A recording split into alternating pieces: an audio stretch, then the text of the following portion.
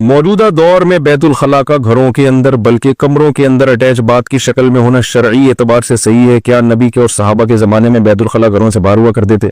भाई उस ज़माने में बैतुल खला इस स्टाइल के होते ही नहीं थे।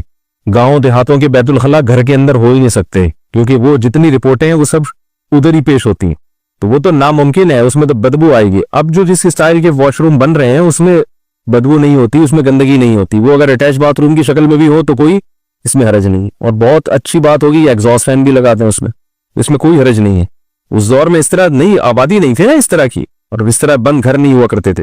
बैतुल खला का शयातीन की पनाह ना हो भी साबित है। तो बैतुल खला का दरवाजा जब बंद हो तो शैतान भी, असल में बैतुल खला में शयातीन इसलिए होते हैं कि शयातीन बदबू की जगह पर आते हैं।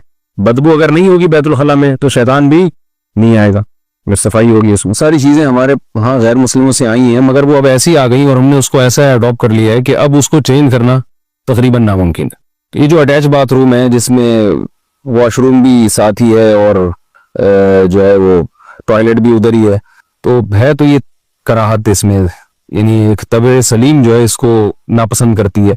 मगर जब हो गया है, सब घर इसी तरह बन गए हैं, तो अब हम ये फतवा तो नहीं दे सकते कि लोग उसको तोड़ें और उसको एक नए सिरे से बनाएं। अब जो हो गया सो हो गया।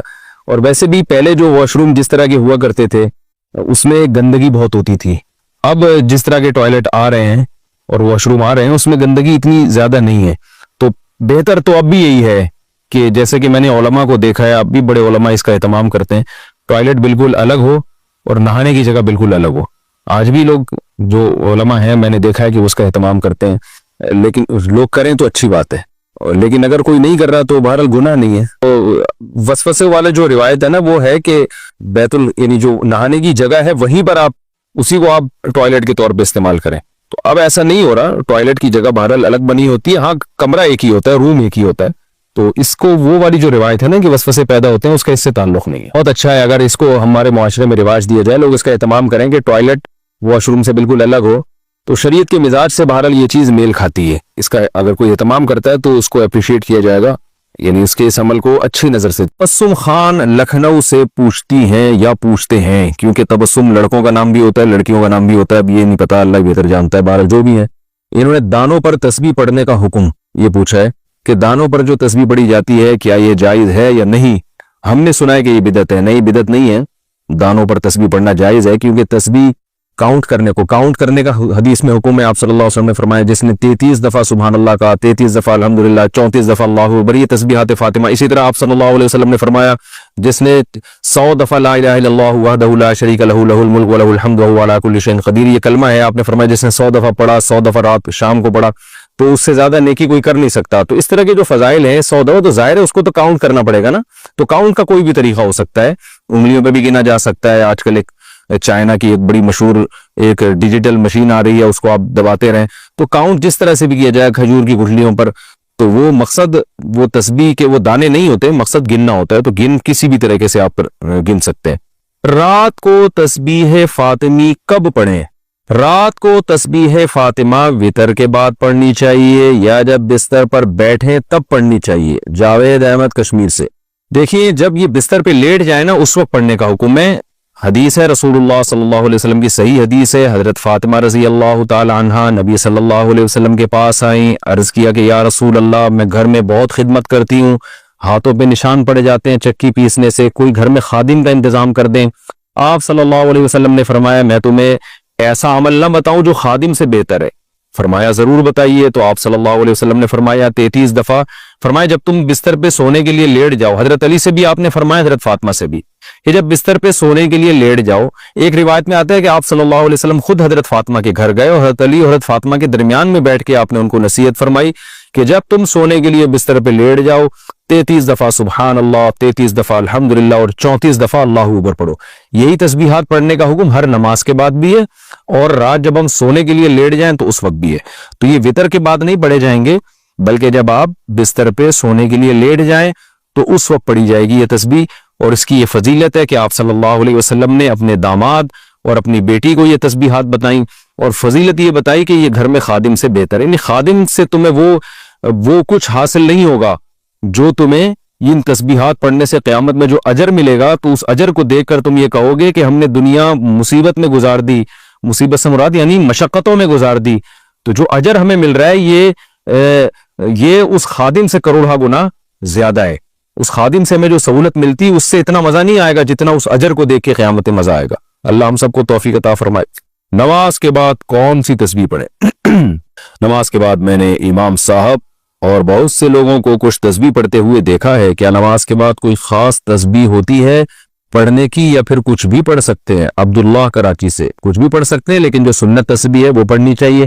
تو فرض نماز کے بعد تو آپ صرف اللہم انت السلام و منک السلام تبارک یا ذا الجلال والاکرام پڑھیں. اس کے بعد سنت موقدہ پڑھیں. اس کے بعد پھر آپ 33 دفعہ سبحان اللہ، 33 دفعہ الحمدللہ، 34 دفعہ اللہ اکبر یہ بھی پڑھ سکتے ہیں، یا 33 دفعہ سبحان اللہ، 33 دفعہ الحمدللہ، 33 دفعہ اللہ اکبر، اور ایک دفعہ پھر لا الہ الا اللہ وحدہ لا شریک لہ لہ الملک و لہ الحمد وہو علی کل شیء قدیر یہ بھی پڑھ سکتے ہیں.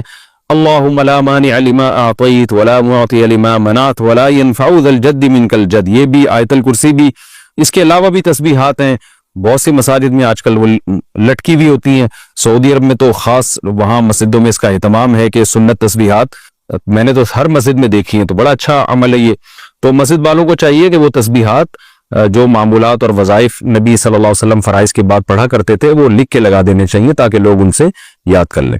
ورنہ یہ تسبیحات تو نبی کا معمول تھا، یہ پڑھا کریں.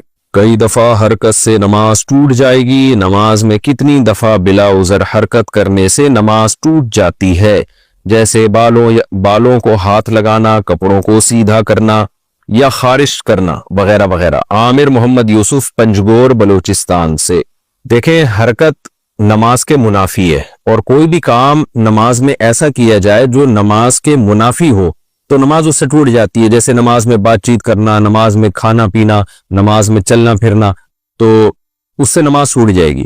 تو اس پر تو پوری امت کا اجماع ہے. لیکن یعنی اس کے لیے تو دلیل کی حاجت نہیں ہے کیونکہ یہ اجماع امت سے ثابت ہے کہ نماز میں نماز کے اگینسٹ کوئی کام کرنے سے، نماز کے منافی کوئی کام کرنے سے نماز ٹوٹ جاتی ہے. لیکن اب کتنی حرکت کرنے سے ٹوٹتی ہے اس کے بارے میں قرآن و سنت خاموش ہے. تو جہاں قرآن و سنت خاموش ہوتا ہے، ظاہر ہے اتنی ایک دفعہ کیوں کرنے سے تو نہیں ہوگا نا کہ نماز فوراً ٹوٹ جائے. یہ تو ایک اس میں تو انسان معذور ہے، اتنے تو مجبوراً حرکت کرنی پڑتی ہے. تو اب اس میں کوئی قرآن و سنت میں کوئی واضح دلیل نہیں ہے کہ کتنی حرکت کرنے سے نماز ٹوٹے گی. تو جب واضح دلیل نہیں ہوتی تو حضرات فقہائے کرام پھر اجتہاد کرتے ہیں. تو اب بعض فقہا تو اس کے قائل ہیں کہ بغیر ضرورت کے اگر 3 دفعہ حرکت کر لی، بغیر ضرورت کے 3 دفعہ جلدی حرکت کر لی تو پھر نماز ٹوٹ جائے گی. بعض فقہا اس کے قائل ہے، اور بعض فقہا اس کے قائل ہیں کہ اتنی حرکت کی کہ اگر کوئی دیکھنے والا آئے اور اس وقت اس کو دیکھتا تو اس کی حرکت کو دیکھ کے یہ لگتا کہ گویا یہ نماز پڑھ ہی نہیں رہا ہے، یہ ویسے ہی کھڑا ہوا ہے. تو اتنی زیادہ جب حرکت ہوگی تو نماز ٹوٹ جائے گی. تو اس میں جو نماز پڑھ رہا ہے اس کی رائے کا اعتبار ہوگا کہ اگر کوئی مجھے آ کے اس وقت دیکھتا میں اتنی حرکت کر رہا ہوں تو وہ یہ سمجھتا کہ یہ نماز پڑھ رہا ہے یا نہیں پڑھ رہا. اگر وہ یہ سمجھتا کہ شاید یہ نماز ہی نہیں پڑھ رہا جو اتنا ہل رہا ہے تو پھر نماز ٹوٹ جائے گی. تو یہ دونوں قول ملتے ہیں. گنجائش اس دوسرے قول میں کہ اتنی حرکت ہو کہ دیکھنے والا سمجھے کہ گویا یہ نماز ہی نہیں پڑھ رہا، تو پھر اس میں کوئی مقدار متعین نہیں ہے، بس بہت زیادہ حرکت ہوگی کہ دیکھنے والا یہ سمجھے تو ہم یہ کہیں گے نماز اس کی ٹوٹ گئی ہے. اور پہلا جو قول ہے جس میں ہے کہ 3 دفعہ جلدی حرکت کی، وہ قول سخت بہت ہے، اس میں مشکل بہت ہے، لیکن احتیاط اسی میں ہے. تو بہتر یہی ہے کہ حرکت ہی نہ کریں تاکہ اس مسئلے میں پڑھنے کی ضرورت ہی پیش نہ آئے نا. ہمارے حضرت فرمائے کرتے تھے نمازی کو چاہیے پہلے جتنی جہاں کھجانے نا تسلی سے کھجا لے، ہلے اتنا ہل کے تھک جائے پھر کھڑا ہو. بہت سے لوگوں کو دیکھا ہے نماز سے پہلے سکون سے بیٹھے ہوتے ہیں، جیسے ہی نیت باندھیں گے ایک دم ہلنا شروع ہو جاتے ہیں، پتہ نہیں ان کو کیا ہو جاتا ہے، ایک دم حرکت کرنا شروع ہو جائے گی. تو تمیز سے نماز پڑھنی چاہیے انسان کو.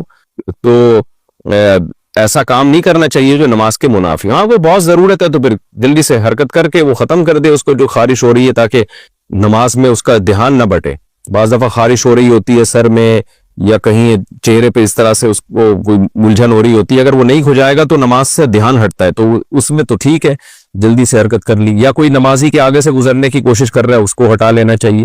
تو اس طرح کی حرکت جہاں ضروری ہو وہاں تو بالکل جائز ہے، لیکن جہاں ضروری نہیں ہے تو 1 دفعہ بھی حرکت نہ کرے. اور اگر 3 دفعہ حرکت کر لی ہے تو احتیاط اسی میں کہ نماز لوٹا لے، لیکن نہیں لوٹاتا تو بھی امید ہے کہ نماز انشاءاللہ ہو جائے گی، کیونکہ دوسرا قول بھی بہرحال موجود ہے. لیکن گناہ بہرحال ہوگا، یہ خوب ذہن میں رکھیں کہ بار بار بلا وجہ حرکت کرنے سے نماز کا خوش